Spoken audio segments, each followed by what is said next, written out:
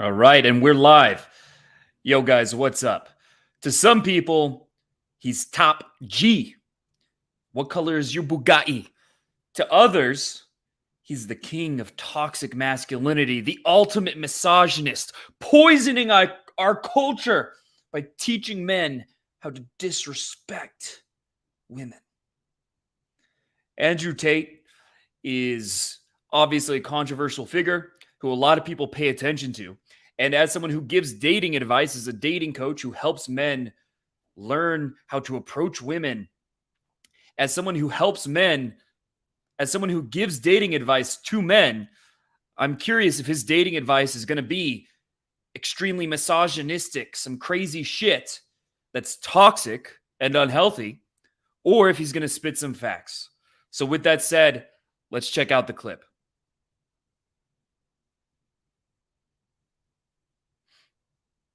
They'll start talking when you're half paying attention. Mm-hmm. So the first thing you need to do is you need to get their attention. What a lot of dudes will do is they'll come up, they'll start talking. So he's talking about, you see a girl in a bar, club, wherever. You see a girl you want to talk to, and he's 100% right. The number one mistake that I see guys making is they go up and they're already like through 3 sentences before the girl even acknowledges that he exists. They're like, hey, so I just want to say, by the way, like, you're really, and she's like, what the fuck is this guy doing? So getting their attention, getting them to look at you in the eye, saying, hey, until you actually get their attention, is a great way to start the conversation on a much more comfortable note for the girl, as opposed to her being blindsided and overwhelmed and like, what the fuck is going on? If you started on that note, there's a good chance, even if she would like you, she's going to reject you just by fucking default. When you're half paying attention, and by the time you're like, turn around, you'll go, what? And that's the worst possible reply, because you don't even know what the fuck was been said. So the first thing you do is get their attention. Me personally, I'm a big dude, so I have to get their attention in a very calm, slow, cool way. So I'm like, excuse me. Very like, don't be worried, I'm not gonna attack you. Right. Like, excuse me. So we're gonna concede that she lost, right? She failed miserably. No, she's there was a few mistakes. I tried. There was a few mistakes. Canadian baby. All right. If anyone else wants to try, we'll do it again. Jay, do you want to try again after this scenario? Okay. Once you have their attention, what I personally say, and I know this is cliche, everyone's expecting some amazing line, but it's really not a line. I want to make my intention clear from the beginning. So like, excuse me. I just want to say you are absolutely beautiful. And I say it and I look them in the eyes. I'm all bitch. I will look you directly in the eyes when I tell you you're beautiful. I'm not a punk. I'm not afraid of nobody. I make my intention clear. The reason I say that is because 99% of the time, unless the girl's a fucking cunt as a person, the only thing she can really say is thank you.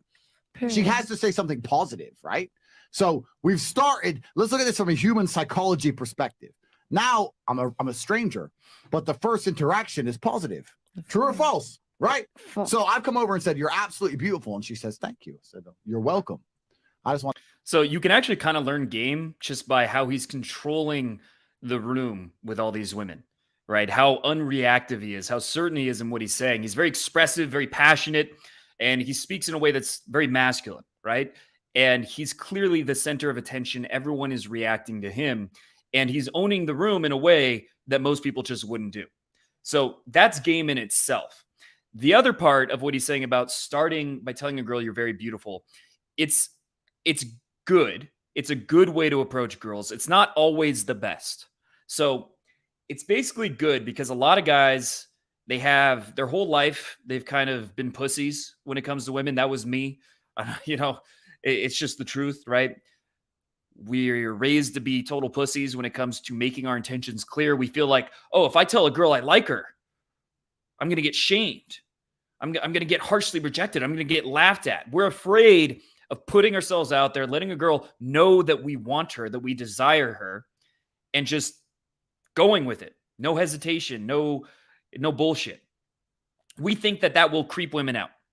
Some women will be like, nah, dude, you're not my type. I'm not interested. I have a boyfriend. Occasionally, they'll even be mean. Most of the time, they'll be like, oh, thank you. You made my day, but I have a boyfriend. Or they'll light up. A lot of girls will just light the fuck up. They'll be like, oh my God, like, thank you. And it's really useful, especially if you haven't approached a lot of women in your life, to get comfortable with just putting your intentions out there. Because some girls will instantly reject you, and then you learn to deal with a real rejection. Because you actually, you put yourself, your ego on the line by telling her that you think she's hot. And now she rejected you and you realize I'm still here. It wasn't a big fucking deal. Didn't hurt me nearly as much as I thought it would. In my mind, it was a much bigger deal than it actually ended up being.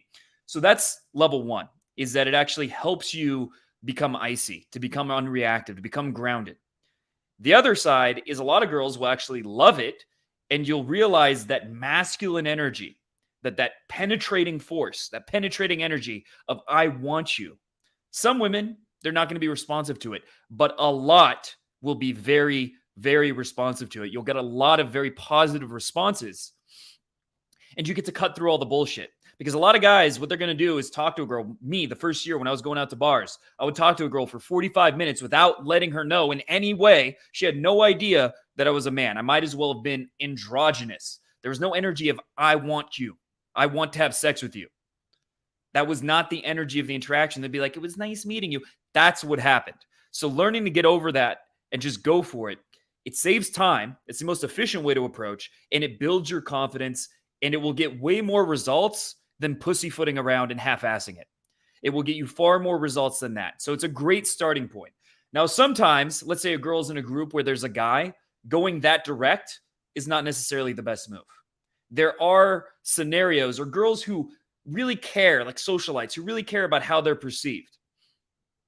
Unless you're exactly her type, they're likely to respond less positively. Personally, I don't really like those kind of girls, the ones that really care about their Instagram follower count, who really care about appearances, who have a lot of plastic surgery, that kind of thing.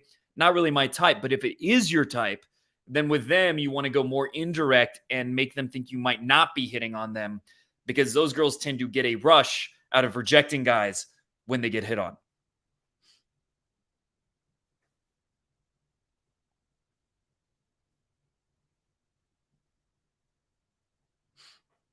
To come and tell you that. I'm sure you hear it all the time. And I was wondering if I could have your Instagram.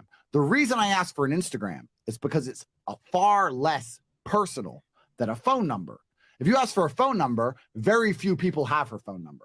But every random motherfucker already follows her on Instagram. So why would she say no? So she gives it to you. And this is human psychology. She's already said thank you. It's already positive. Now she's giving you her Insta, which everyone... So this is all true, but there's one major caveat.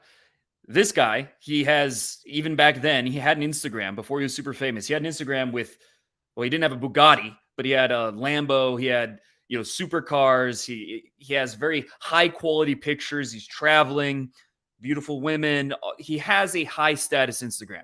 So when someone follows him, he had back then probably like 50K followers, something like that. He has a lot of followers. I don't know if he was verified, but he has a lot of followers. His stories are all luxurious, right? Him in 5-star hotels, shit like that. And his Instagram is an automatic increase in status. Any girl who follows him is going to be like, who was that guy that I met? Oh, he's somebody. He's somebody. If your Instagram communicates that, then yes, give girls your Instagram. If your Instagram communicates the opposite, this guy has no friends, he might be homeless, he's a loser, a brokey, if you will. If that's what your Instagram communicates, don't go for Instagram, go for the number. Or go for Snapchat. Because the good thing about Snapchat is you can post interesting stories, but it doesn't have negative social proof. You don't have a profile where you're showing, all your pictures and things like that. So Snapchat is a good middle ground. But Instagram, yeah, go for it. If you have a good Instagram. The other thing he's doing well, he always goes for the close right away. He's talking for a couple minutes, goes for the close. That adds up. Some girls, they're not going to be interested. They just have a boyfriend, whatever. But if every girl, you talk to her and who you find attractive, you talk to her and you're going for the number within 2 minutes, some of them are going to be down. Some of them are going to be down. So that's going to work in your favor in the long run. Like, play the numbers game, because every girl is playing the numbers game. I really want you to understand that. Men don't play the numbers game because they think, oh, well then, I'm just some creepy guy that's like hitting on all these girls. I'm flirting with all these girls. I'm just some pickup artist or some shit. I'm going to get labeled negatively if I'm, hitting on every girl. Every girl is flirting with like 30, 40, 50 guys. Every hot girl. And the less hot ones make it 5 or 10. Every girl is getting DMs. They're matching with guys on Tinder. They're getting hit on by guys who they give their number to. every single week, unless they don't leave the house and they also don't have social media, they are playing the numbers game.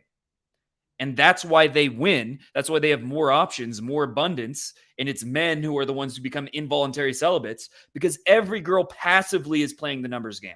And if you don't play the numbers game, then you're at a disadvantage. If you're just trying to hit on that one girl, Susie, at work, that's it. You're putting all your attention. You're like, I'm not going to go approach other girls, talk to other girls, DM other girls. I'm going to get this one. Guess what? She's choosing from you and 50 other guys. Maybe you'll be the one. Is that really the way that you want to play the game?